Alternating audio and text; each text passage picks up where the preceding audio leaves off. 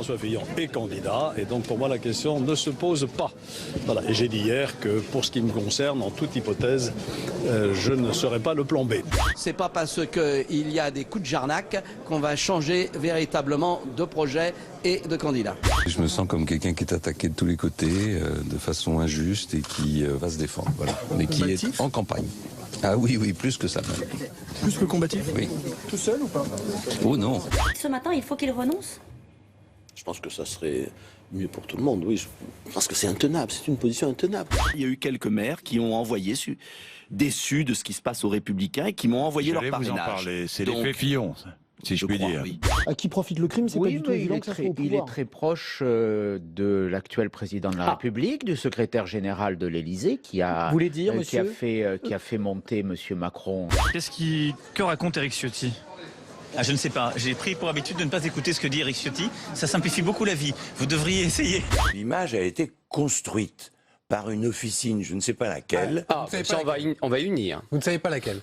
Je ne sais pas laquelle. Vous imaginez que monsieur Le Foll va dire c'est moi qui ai fait ça? Non mais vous. Coup d'État institutionnel de qui, de quoi? Ce qui est en jeu, c'est une explication qui doit être donnée. Elles ont été soigneusement préparées. Elles ont été mijotées dans les arrière-cuisines de ces officines qu'on finira bien par découvrir un jour. C'est quoi ces suspicions? Ces suspicions, c'est monsieur Nadal, qui a été nommé par le gouvernement. C'est totalement irréaliste, ce sont des méthodes éculées de défense. Il ne mérite plus son investiture. Georges Fenech, il va être sanctionné selon nos confrères d'RTL. Est-ce qu'il fait cet abordage? Son analyse. Moi, tous les parlementaires que j'ai croisés après ma prise de position hier m'ont tous remercié. C'est-à-dire qui? Tous. Georges Fenech est seul dans cette attitude. Aujourd'hui, Il est le seul à parler peut-être aussi. Plus de 200 parlementaires ont signé la tribune qui est dans le Figaro ce matin.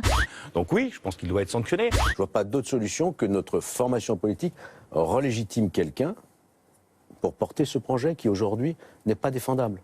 Pénélope Fillon va répondre à la question que tout le monde se pose.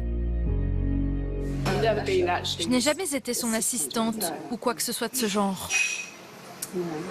Je ne m'occupe pas non plus de sa communication. Si c'est tout ce qui doit ressortir ce soir d'envoyé spécial, je ne sais pas si le temps du service public sera parfaitement employé avec cette émission. En tout cas, le crédit que j'accorde à envoyé spécial, parce que nous l'avons vécu avec Nicolas Sarkozy, est très relatif, je le dis d'ores et déjà. Qu'est-ce que vous dites aux gens qui ont voté pour vous à la primaire et qui vous demandent aujourd'hui de laisser tomber? Merci. Laissez donc tomber vous.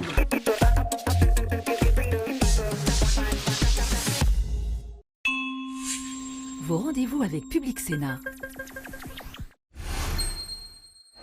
Nous sommes très contents de voir que des gens qui semblaient intouchables sont maintenant mis en prison pour des faits de corruption qu'ils ont commis.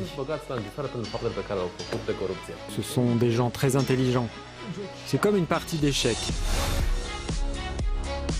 On est en réunion, donc que du personnel encadrant, et puis on est la dernière à fermer la porte. C'est t'as pensé au café? Donc c'est marrant, c'est souriant, mais donc voilà, c'est tellement plus facile de le dire à une femme. La première chronique qu'il a signée, Oncle Bernard, était formidable. C'était à pisser de rire et on comprenait tout.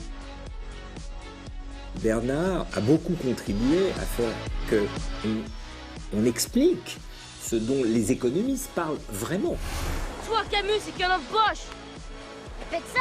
Eh oui, Camus, c'est qu'un embauche, c'est qu'un boche. Tu veux désespérer la classe ouvrière? C'est toi, Sartre.